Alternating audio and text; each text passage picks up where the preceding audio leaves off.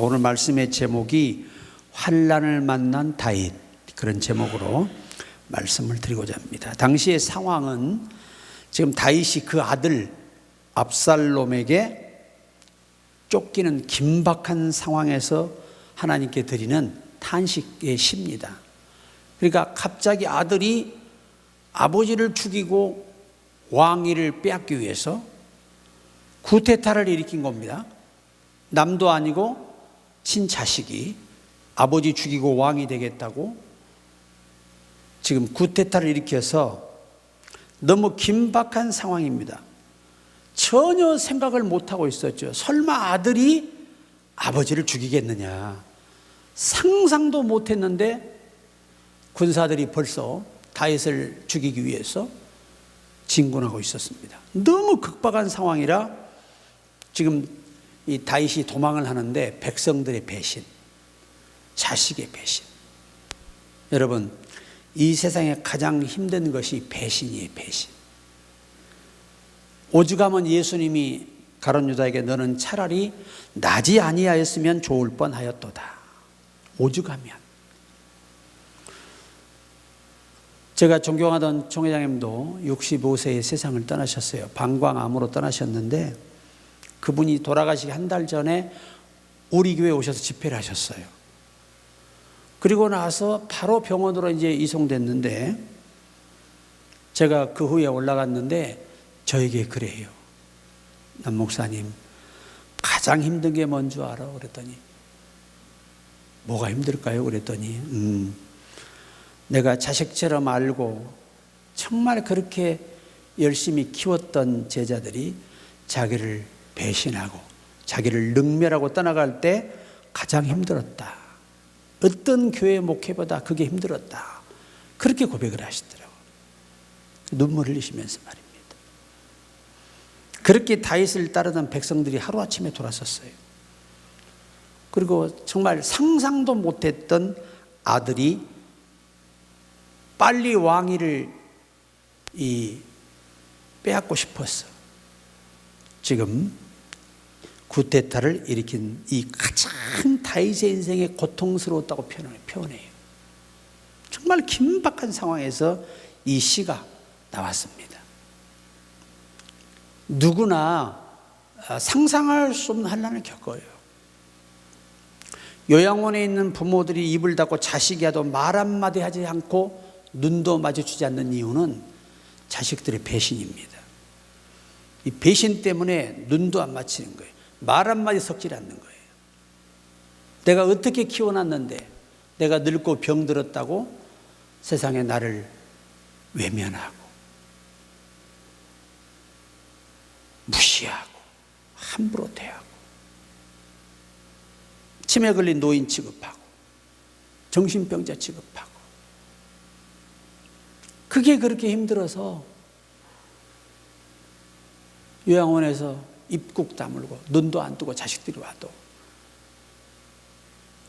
그렇게 있다가 세상을 떠나는 거예요. 그보다 더 고통스러운 일이 어디 있겠어요? 그보다. 다윗은 정말 이런 위기 상황에서 어떻게 이 위기를 극복했나를 본문이 보여줍니다. 첫째가 뭐냐? 적들의 위협입니다. 1, 2절. 여호와여, 나의 대적이 어찌 그리 많은지요. 나라의 절반 이상이 다윗에게 돌아섰어요. 그리고 압살롬의 편에 서서 새로운 시대를 열자는 겁니다. 그리고 그는 2절에서 하나님께 구원을 받지 못한다 하나이다. 자, 여러분, 자식이 아버지를 죽이고 왕이 되겠다는 상황을 본 사람들이 긍정적으로 다윗을 볼 수가 없잖아요. 왜? 율법의 시대는 들어가도 나가도 복을 받고 떡반죽 그릇이 복을 받고 모든 것이 복을 받아야 돼. 그래야 하나님이 도움을 주시고 복을 주시는 사람이에요. 구약에는 율법에 딱 펴놓고 한 사람을 평가한다면 그때 다윗은 이건 진짜 복이 아니잖아요. 자식이 아버지를 죽이려고 쫓는데 어떻게 이것을 사람들이 볼 때 다윗이 하나님께 도움을 얻는다 말할 수 있겠어요?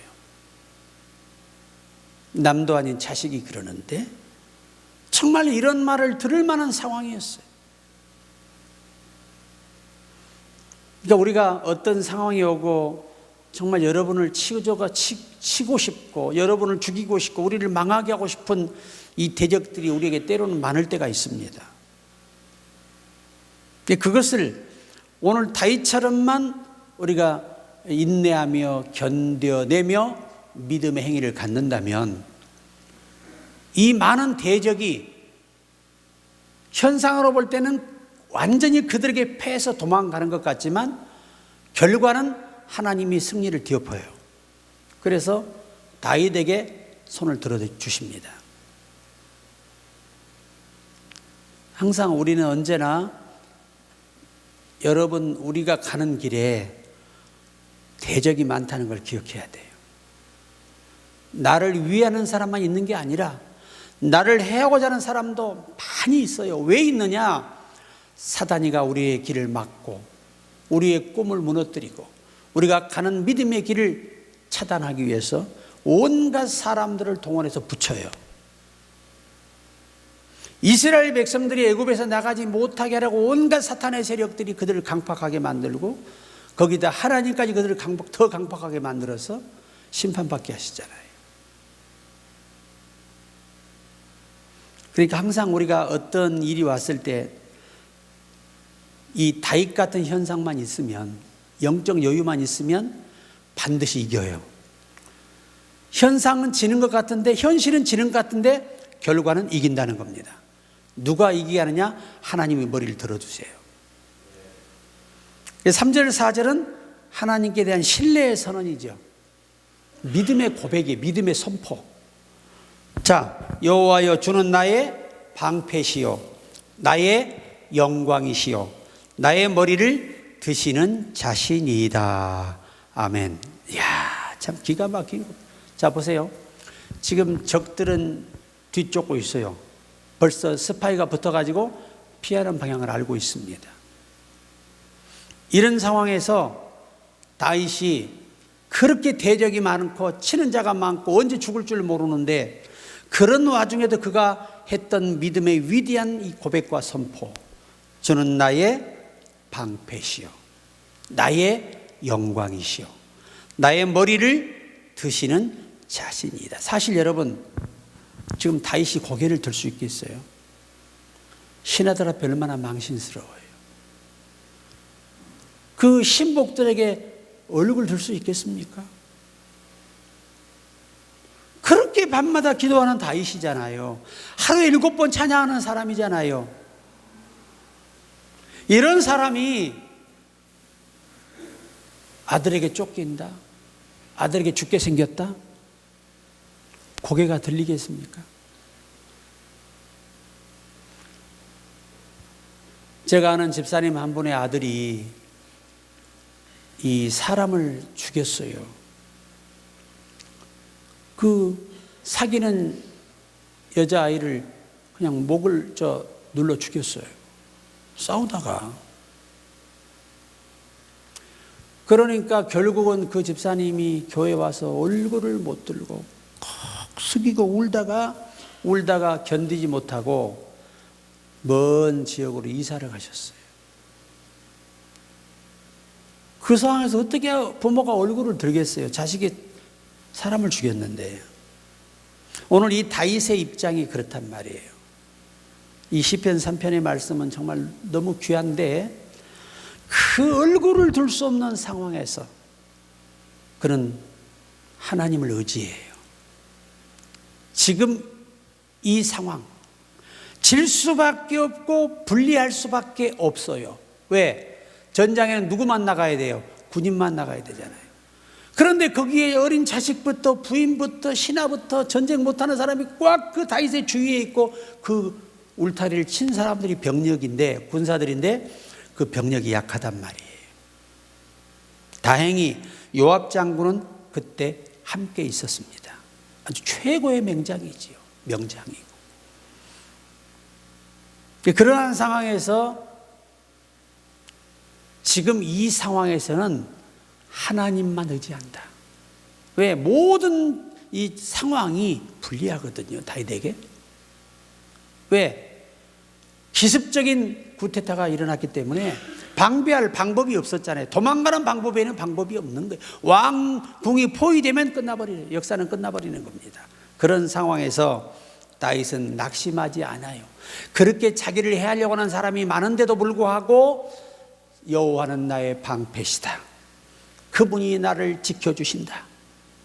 그분이 나의 영광이시다. 이 수치스러운 상황을 반드시 바꿔서 나로 머리 들고 백성 앞에 당당하게 서게 하실 것이라는 이 믿음의 고백이에요.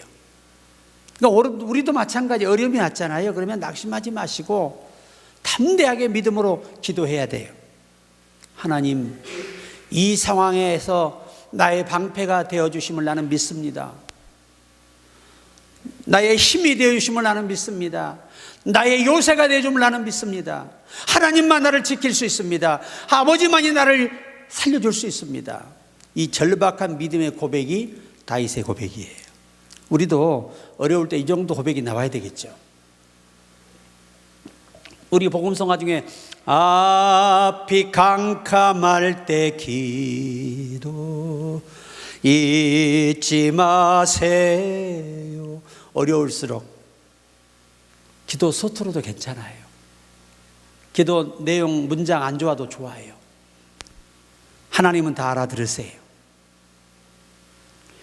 그러니까 우리가 나를 대적하는 이가 많고 또 직장생활 할 때도 그러잖아요. 저는 참 남자들이 불쌍하다고 생각해요. 저도 남자지만. 왜 불쌍하냐? 남자들은 회사에 가잖아요. 정말 안 입고 없고, 그죠? 진짜 당장 때려쳐버리고 싶고 그런 날이 수도 없이 많아요. 그런데도 그 자존심을 다 짓밟히면서 참습니다. 누구 때문에 참아요? 사랑하는 아내와 자식 때문에 참는 거예요. 그리고 집에 돌아오면 집에 와서 따뜻하게 해주고 힘을 주고 위로를 용기를 줘야 돼. 그게 아니라 바지 뜩뜩 긁어싸면 남자들은 설 곳이 없고 위로받을 곳이 없어요. 뭐 남자가 돈 버는 기계입니까? 아니거든요. 그러니까 여성들도 직장생활 해보면 정말 그잖아요. 진짜 당장 때려쳐버리고 싶고 100번이고 그냥 때려쳐버리고 싶은데 내가 이거 그만두면 직장 또 찾기도 힘들고 내 자식은 앞으로 어떻게 하냐 이거. 남녀가 이 일을 하다 보면요, 밖의 생활은 험난한 전투예요. 진짜 있는 자존심 다 밟히고 별의별 소리 들어도 참아야 되고요. 왜 안 참으려면 사표 쓰는 방법밖에 없잖아요. 그러나 내가 살아가야 할 길과 꿈이 있기 때문에 그걸 참는 거예요. 그래서 하나님이 그것들을 귀히 보시는 겁니다. 우리 일하는데 삶 속에 일하는 것도 하나님이 귀하게 보세요. 참 귀히 여기십니다.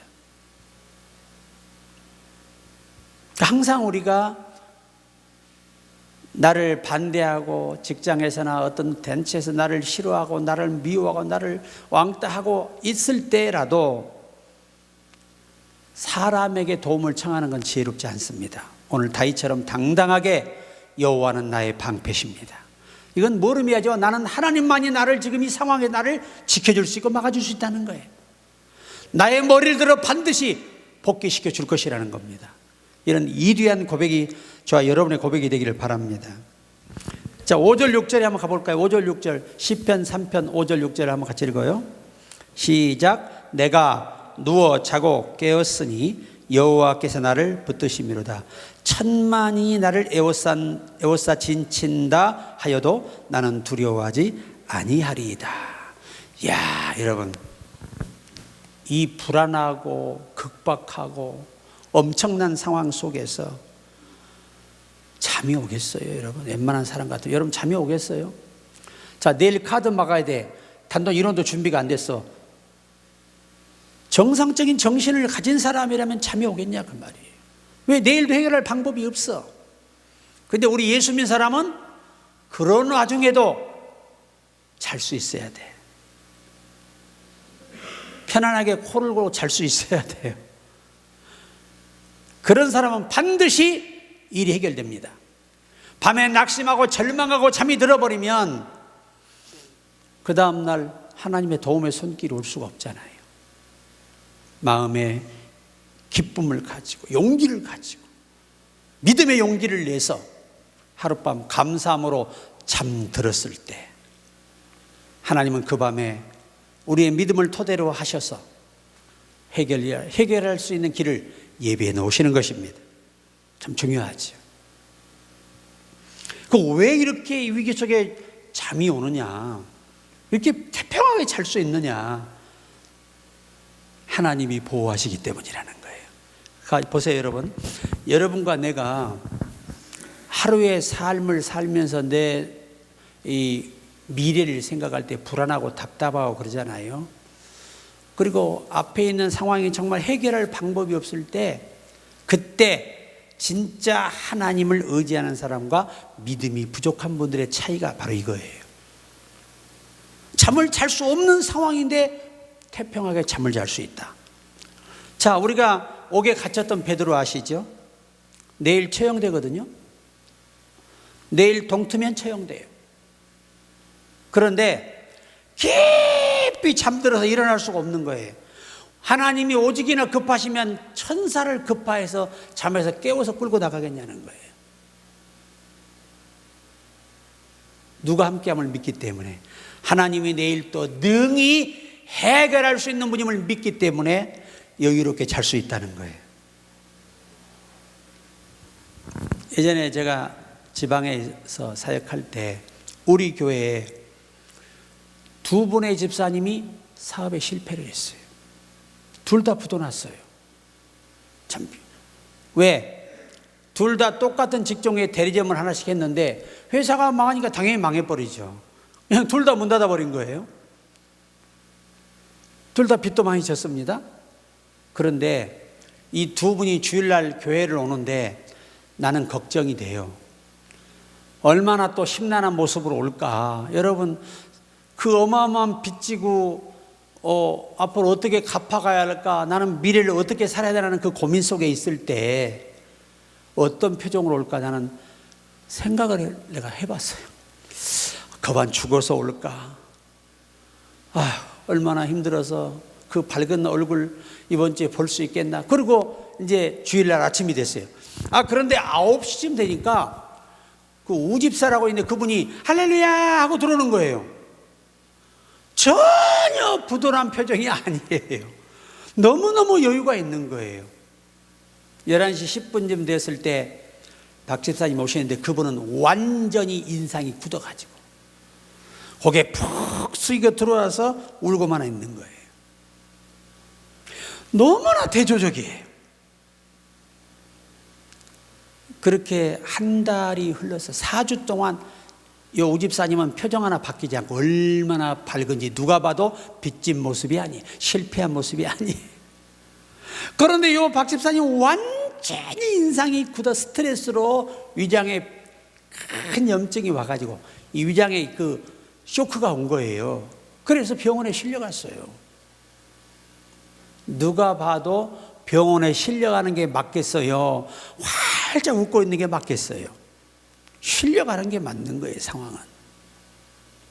내가 하도 궁금해서 오 집사님 여쭤봤어요. 집사님, 아니 지금 그렇게 기쁨이 나와요? 웃음이 나와요? 그러니까 목사님, 아니 지금 제가 실패했다고 아주 실패한 거 아니잖아요.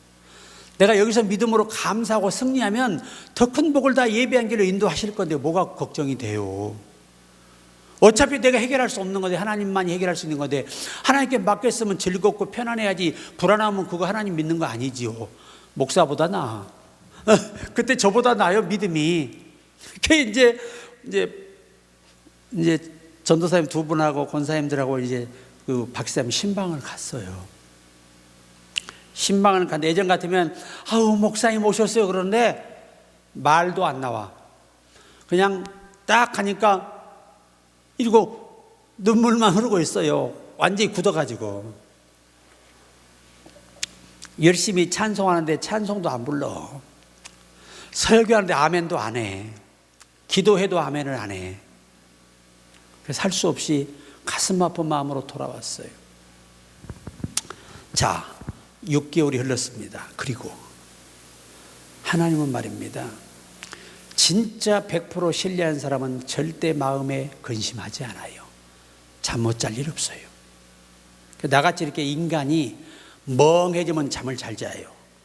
왜? 누구만 바라보니까, 하나님 바라보니까 위로가 되고 자신감이 생기잖아요. 6개월이 됐는데 우리 이 오집사님에게 한 분이 교회로 날 찾아왔어요. 혹시 우집사라고 이 교회에 출석합니까? 난 또 걱정이 돼가지고, 이거 빚쟁이가 분명히 왔다, 이거 난리 났다. 그래서 이걸 어떻게 해야 되나, 안 온다고 해야 되나, 목사가 거짓말할 수도 없고 온다고 해야 되기도 그렇고, 그래서 누구시죠? 그랬더니 저 고향 동창입니다. 이번에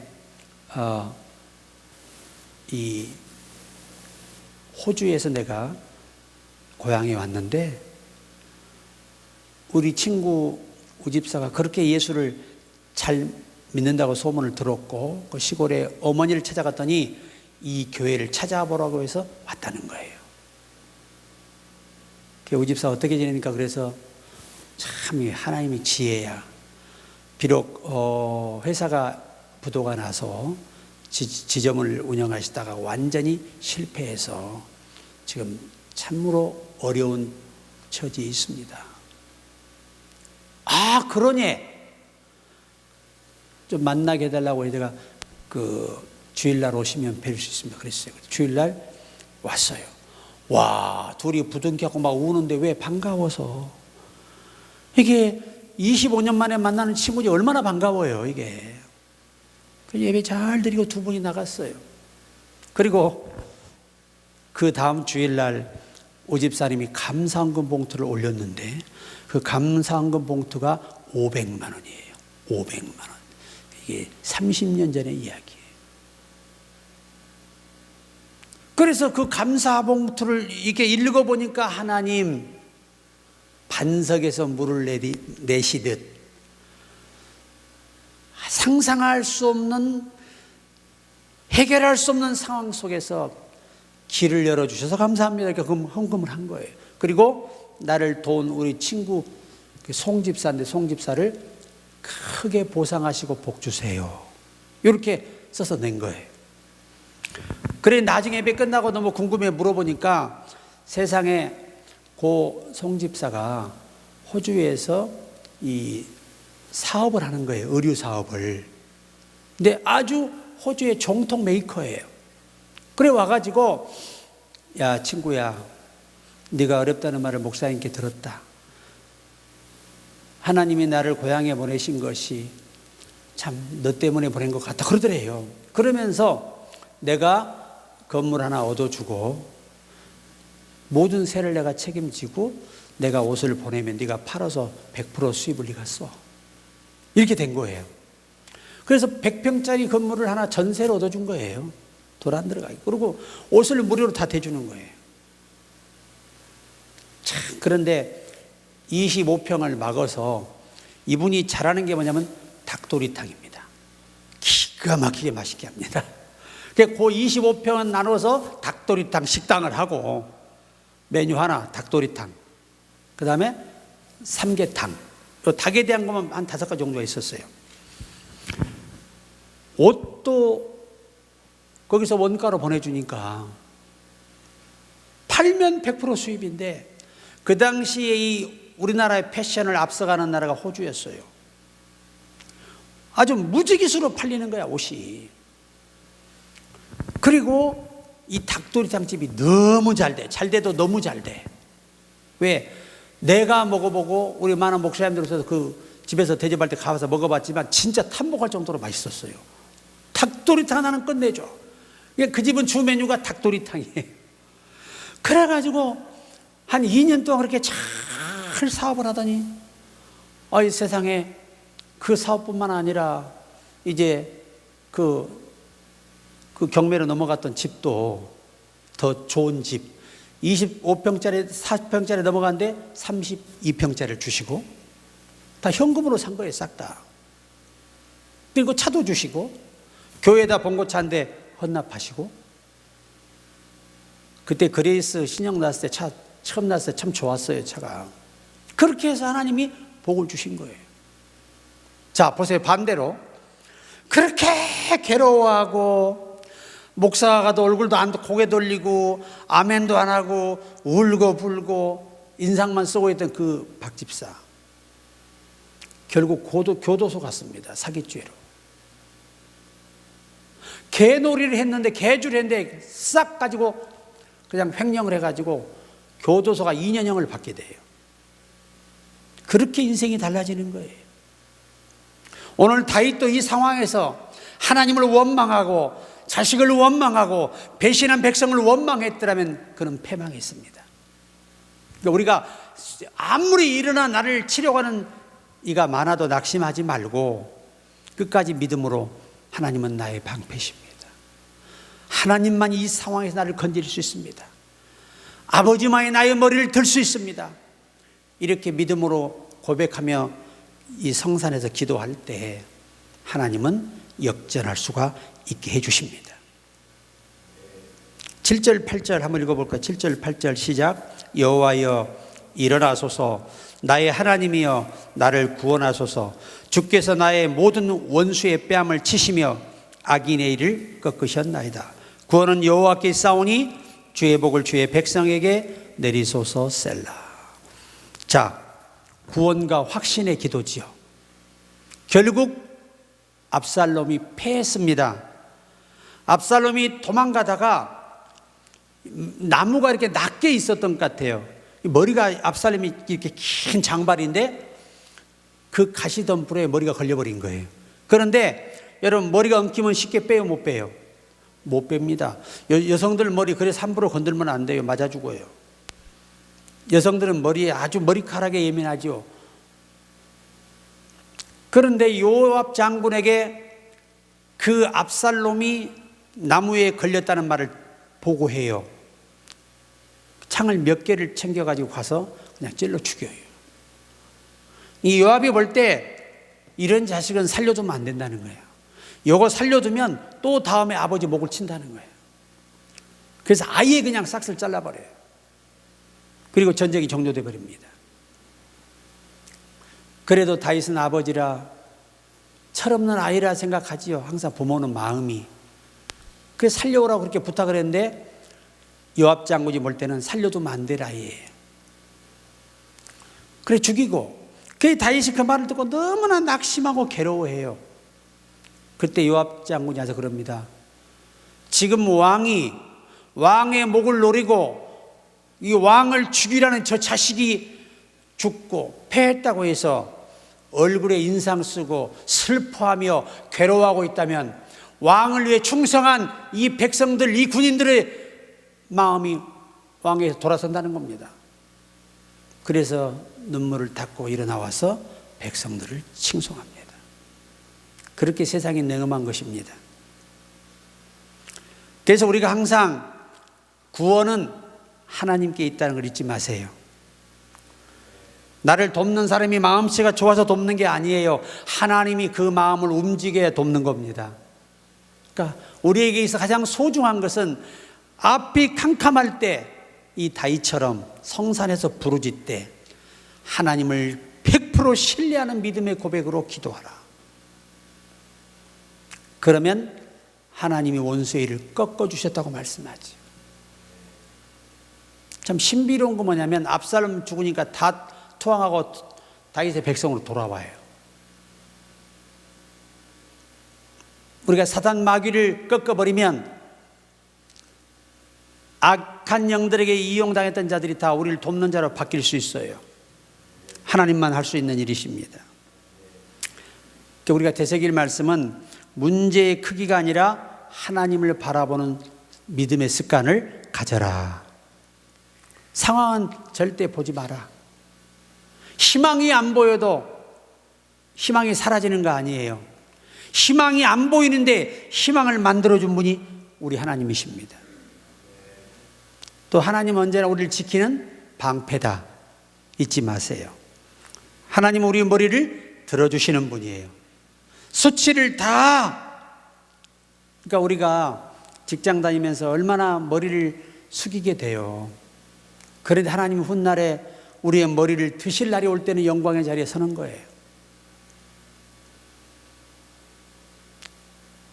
항상 하나님이 주시는 쉼은 상황을 이기는 겁니다.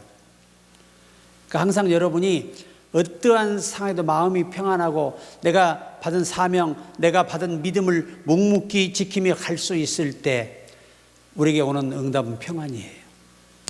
이 평안이 있을 때 반드시 하나님은 역전의 역사를 일으키십니다.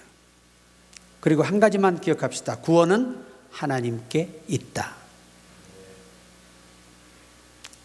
아무리 사람이 해도 안 돼요.